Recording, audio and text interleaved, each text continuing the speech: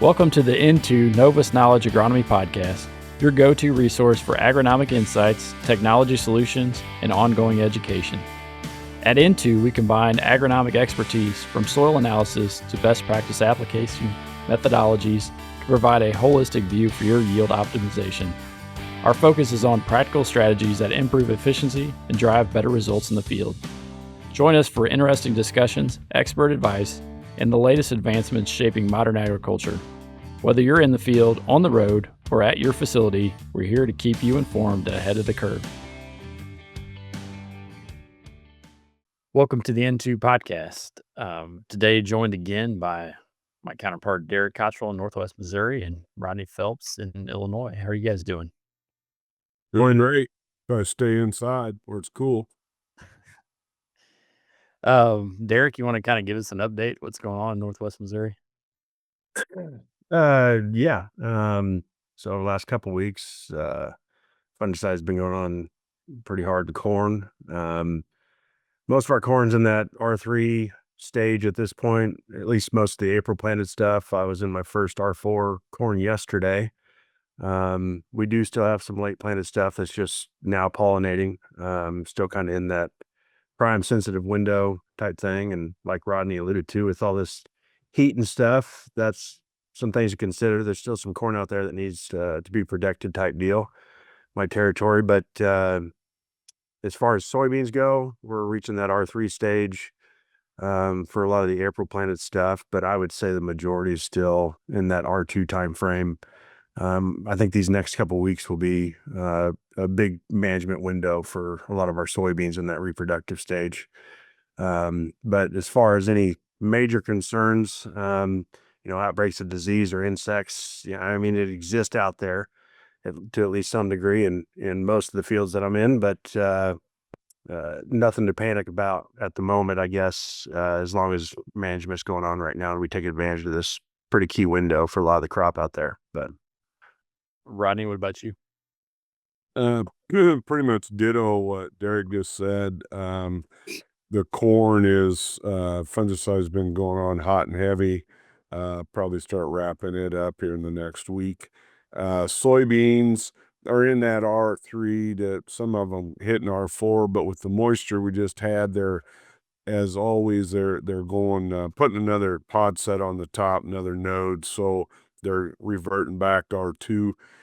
So as Derek said, probably the late this week or early middle next week is when bean fungicide management goes on. Ditto on the bugs. Yeah, I can find bugs, I can find disease, but to say we have an outbreak of something, no. Right now, a year ago we had tassel aphids and that was the big talk, and not seeing any signs of that. There's some other things going on that we'll hit on at the end of the podcast, but for the most part, good crop. Yeah, thanks, guys. I won't belabor this a whole lot more. I just got kind of like the mantra of the season, got more later planted stuff. So we've got corn that's just now tasseling now. Some of that May corn, and we have beans scattered all over, but anywhere from R4 to R2, or I guess with a double crop probably behind that. But a lot of things you guys mentioned, we'll mention in the podcast in terms of what diseases we're seeing. So I won't belabor that topic right now, but just to say we're finishing up post on herbicide on a lot of beans, except for the really late planted double crop beans, and then corn fungicide going out, soybean fungicide getting ready to get started. So with that said, the soybean fungicide piece of it, that's where I want to roll into you, Rodney, and talk a little bit. Last time we talked really in depth about soybean fungicide insecticide combinations. Might be good to kind of hit on the stages of where we're at right now, and then what that means again as far as ideal timing on fungicide, insecticide applications on beans. Yeah, so as we said last time, the fungicide insecticide combo, and I think I can speak for our group that corn, we would like you to have fungicide on the earlier side of pollination and development. Beans, we'd like you on the later side. We feel the later side of that crop development.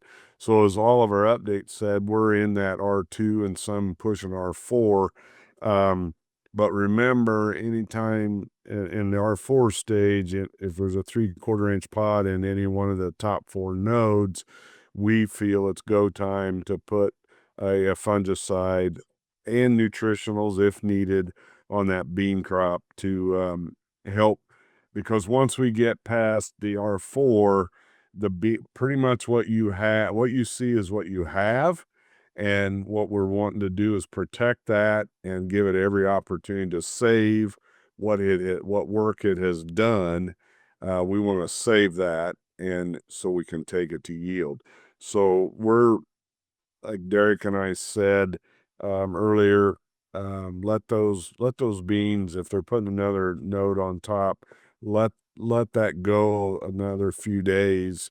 And with the hot temp, that'll go from stages pretty quickly because of the heat and the daylight. So and then I would recommend an insecticide with the fungicide. There seems to be a synergistic effect when we do that. And there's no labels that say that, but as in-field observations over the years, that's been a good thing to do. And so I would, and whether you do it with ground rig or air or whatever, I don't care. I just want you to get a fungicide, insecticide on those beans in that R3 to R4 stage. Good points, Rodney. I guess from a disease standpoint, I'll just mention a little bit what I think what I'm seeing and what I think you guys are seeing a little bit as well. I mean, the septoria is common in the lower canopy. We see that a lot, especially this time of year. Get that canopy closed up. Downy mildew in years with lots of humidity like this, you see a few spots of that on the upper leaves. That's pretty common this time of year when we have a lot of humidity. So that's not out of the ordinary. But one thing that I'm starting to see now that I haven't seen in a while is just frog eye. Saw the first frog eye lesions yesterday, a little more pronounced in that bean canopy. I don't know what the variety was, might have been a weaker variety, but that one is a little more concerning, seeing that one get fired up. So the diseases are starting. It's not surprising with all the humidity that we have right now that we're going to see disease. It's perfect conditions. And then on the insect side of things, I mean, a lot of sting bugs out now flying around those bean fields when you get to walking them. Saw some podworms yesterday, and then obviously the jab beetles, which has been the hot topic for a while now. So Rodney's talking about hitting the ideal timing. I'm going to tell you that it looks like the diseases and the insects are starting to ramp up a little bit in the bean canopy.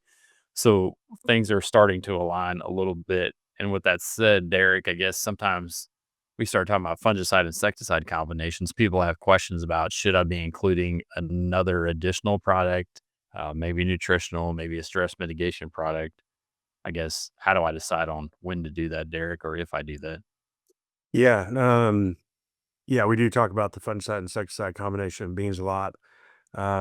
But I highly encourage to at least consider that nutritional piece in there with that as kind of a three-way combo: fungicide, insecticide, nutrition. But in terms of deciding where you do that, I mean, the first you approach the field, what is my yield potential out there? What have I already invested in terms of fertility and things like that? And then is it clean? We had beans were kind of slow going in May, and it took a while for them to canopy, and we had a lot of our chemistries break and things like that. And so, that's going to be something to note as you go in here to our prime window in beans over the next couple of weeks. Is that field clean? What is there out there to protect type deal? And if it is clean and you got higher yield potential, I still think beans with the moisture we've been getting got a great opportunity. And so I capitalize on that with adding in that nutrition. And with nutrition, I'm talking things like boron, which is very important for flower and pollen formation, things like that. But also things like sulfur, some of our micros that maybe aren't mobile within the plant type thing. And, we can satisfy those requirements of that type of nutrition through a liquid product that can be tank mixed with our fungicide and insecticide. And so don't forget about that one, because if our field, and like I said, with the moisture that we had, and if our field's clean and we've invested into it, nutrition could certainly be that limiting factor on that field, and I think it's worth investing in if it makes sense type deal. But it'll be a case-by-case scenario as well. I appreciate you hitting on that, and then you kind of hit Hey, on Nick, it Nick, I might say something else too. There is some Phytophthora raising its head with all the water we've had, and that that started in the planet emergence. So if you're starting to see some weird things in the beans, take a deeper dive because it probably Phytophthora raising its head. There's nothing you can do about it, but we don't want to miss ID it either, thinking, oh boy, we got to pour the kitchen sink at this because we've got this disease when it's Phytophthora. So just be aware of that too. You bring up a really good point, Rodney. I just started seeing that. I saw my first case of it this past week. But with, again, our heavy rains and then we get really hot, especially those low-lying areas, if you start seeing some wiltiness and things like that, that's very well what it could be. And I'm kind of expecting that to be more common here over the next couple of weeks. But Yeah, it's definitely one. If you see the shepherd's hook, the plant kind of drooping over, and you see the lesion that comes up from the soil line up above the ground, that's probably a good indication that's what it is. We could have a whole podcast on Phytophthora. That's one that is slowly continuing to build its dominance, I guess, in the soybean fields, and one that nobody's really talking about. With that said, just to flip things back over to corn, I think, Derek, if you maybe want to take us through where we're at growth stage wise, and that allow us to roll into kind of a disease update. yeah, I guess, and I think you guys are similar, but I'd say the majority of my corn right now is probably in that R3 stage, which would be that milk stage, which, some of the key things there going on in the plant at R3 is when our corn, it maximizes its root system. If say that corn is short nitrogen, things like that, this is where you're really going to start to notice that. You're going to notice some firing going on below the plant, because what is kind of switching gears to a little bit is focusing on grain fill. Like I said, I was in my first R4 field yesterday, where we start reaching that dough stage. But right now that, at this point, that corn plant is getting ready to start focusing on grain fill and adding weight. Like I said, you're going to start seeing some firing and things like that if it is short on nutrients, because essentially that ear acts as a sink. And so with our mobile nutrients, things like that, if it doesn't have it in the soil and the roots have maximized, it can't reach to it, it's going to start pulling it from other areas of the plant type thing for those mobile nutrients. And those are some keys to be thinking about right now with our corn. But, in terms of, we talked about disease earlier, things like that, and what would still concern me if I either had a lack of nutrients or disease is that stalk integrity. Things like that are still going to be compromised. And I think we're still going to impact yield too. Disease still can. Are we past our prime window of pollination when corn is most sensitive to stress? Sure. But we can still, if we haven't, say, sprayed our fungicide, or we are still lacking some nutrition. I'm not saying, case by case scenario, there isn't still some management to be had. But we are reaching the point where a lot of yield has been determined. And do something on a lot of the corn out there. Like I said, it will be a case by case scenario. Yeah, appreciate the good points, Derek. And then just on a disease update, so to speak, southern rust, obviously that's one that blows in from the south. It's not here every year. That one's kind of all over the Midwest now. It's definitely within Missouri. It's within Iowa, Illinois, Kansas. So it's all around us. Starting to find it in the fields that we're in. So that one's going to continue to ramp up. This is probably about the earliest. I've seen it this time of year before, but this would be on the earlier side of normal. So it's got a lot of time to do a lot of damage, especially to the later planted corn I've got in my geography. So that's one that's really going to be at risk. You really got to watch it. And then Rodney, on the tar spot side of things, I don't know what you're seeing there in Illinois. Maybe you can kind of give an update. I will say it's here for us. The lesions are here. All it needs is some conducive conditions in terms of temperature to really take off. Yeah, so it's we can find it here in Illinois. Couple things. We got to remember what that disease likes and what it doesn't like. So it likes moisture, which we have. It likes humidity, which we have. It likes heavy dewy mornings, which we have. It hates heat. So we're getting hot during the day. And so we're kind of holding it in a holding pattern. But then we're cooling back off into the 70 at night and staying wet. So the temperature, the have and have not. So we've got the high temp and we've got the moisture. So we're kind of holding it at bay. It's here, but we're past. A lot of fungicide has went on.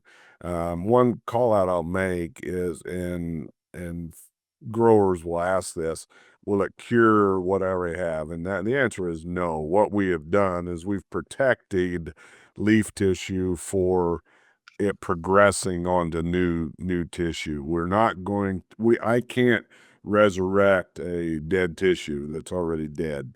And so the fungus, anything that you put on now is curative and preventative, they call it, but it's curing it from what is coming or may come. And so tar spot is here. It'll probably get worse once the temperatures go down, but we're going to be far enough along in the life cycle of the corn plant. I don't think it's going to do yield limiting. The one thing, and Derek hinted on a minute ago, was stalk integrity, though, is what I want everybody to be aware of.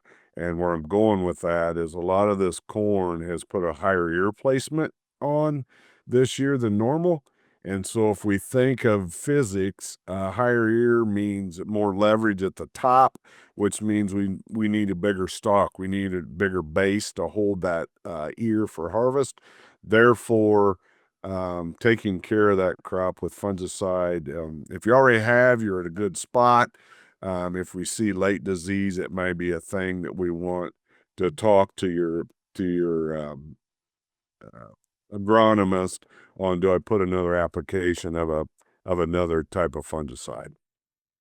Well, Rodney, I think you kind of alluded to it there, but I think it's worth mentioning and just to be clear, that disease right now is, when we talk that R3, R4 corn, I'm way more concerned about disease out there that has climbed up to the ear leaf and above. Which will eventually happen. That's the way, whether it's gray leaf spot, tar spot, southern rust, it's going to climb up that plant. Even if you have applied a fungicide and you're seeing some disease out there, as long at this point in the season with that later stuff, R3 or R4, as long as it's staying below the ear leaf, it's going to be much less impactful.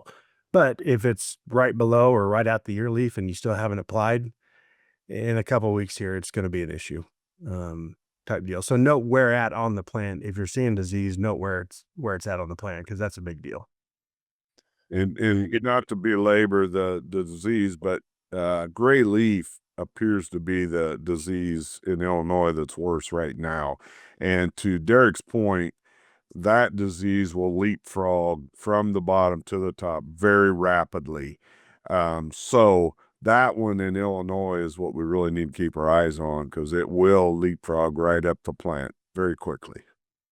Yeah, I was going to say, Rodney, the northern corn leaf blight, gray leaf spot, those are other ones we're finding. The gray leaf spot's a perennial problem for us here, at least in central Missouri. But yeah, it's getting relatively, fields that haven't been treated, it's moving up quickly to the ear leaf and above. I'll just say that conditions have been ideal for disease with all the humidity. We're talking about 4 major corn diseases that are ramped up here. So the triangle is there. And if temperatures cool off, tar spot will go crazy. Southern rust is out there. It'll go crazy. So for us here in Missouri, it's just going to be important for us to watch the conditions. And especially for us on the later planted corn, we're going to have a lot of corn that's going to be really susceptible, that May planted corn. And then you guys, Derek, you alluded to it, but R3, we can still get some benefit. R4 gets a little more sketchy when it comes to corn fungicide trying to rescue something that late. With that said, on the corn piece, I did want to move into assessing corn pollination. There's been a lot of talk about years with missing kernels, et cetera, across the Midwest. So I just wanted to mention a few things on that piece of it, and just, scattered misses on the ear, not uncommon, but if you have a miss on that corn ear, it can kind of tell you a little bit about what happened depending on where it's at. And so it's just important for people to remember silk emergence is going to typically start at the bottom of that ear and then it works its way up. So your oldest silks are the ones that are the furthest down. Now we'll say there's a couple of kernels at the very bottom that are a little slower to come out, but in essence, for what we're talking about, it starts at the bottom, works its way up. So if we have kernels missing at the bottom of the ear, that might tell us that there was some loss in receptivity of those silks. They got tired of waiting on pollen to come. They ran out of juice. If the kernels are missing towards the top of that nose of that ear, that tells us that the pollen maybe had already dropped by the time those kernels got out and they missed it. If you have kernels missing on one side of the ear versus the other, that might tell you that those silks draped over the side of that ear and they physically obstructed the receptivity of the other silks to be able to receive that pollen and make kernels. Now, obviously, zipper ears, we get into that whole thing, but when drought happens, we might see that as well. And that's a whole different animal potentially. But for this year, where we have plenty of moisture, we see kernels missing on one side. That might tell us it got the silk draped over, or they physically obstructed it.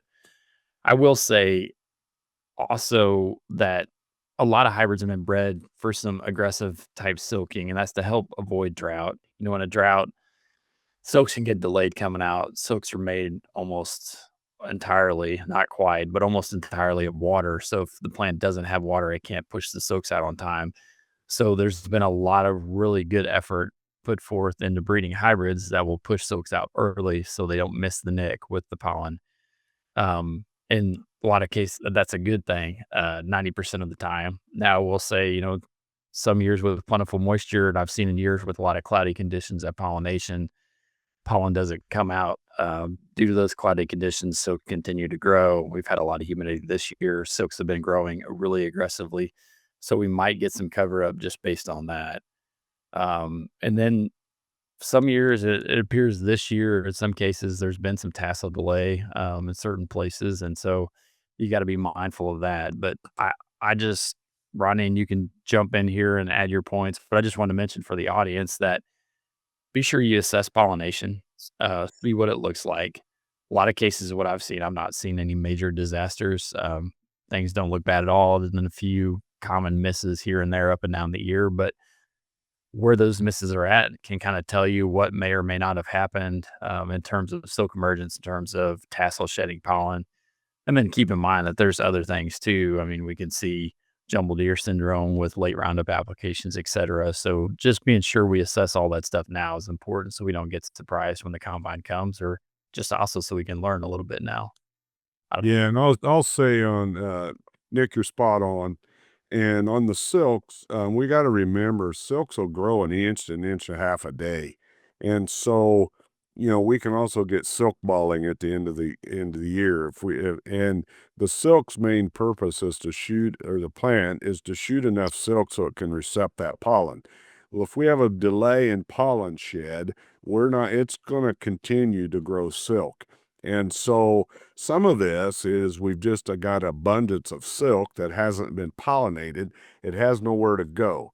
So it's it's just a mother nature thing. And so what I say to everybody listening is, if you haven't stuck your head in some fields, just give it a look and see what you're seeing. To Nick's point, I don't see anything alarming that we probably don't have every year. It's just that this year, maybe in some cases and circumstances, it was a little worse than others. So just make sure you're putting an eye on some corn and just get your head barometered on what's going on. And I don't see a big issue, but there's some cases where pollen didn't hit silk at time, which we call a hit in the nick, where it's pollinating, but not a big deal. Appreciate that, Rodney. All right, guys. Well, thank you very much for listening. We look forward to seeing you next time. Thank you for joining us. This podcast is brought to you by Into Novus Knowledge. Please reach out to your Into agronomist if we can help in any way. Join us next time for more in-depth agronomic advice.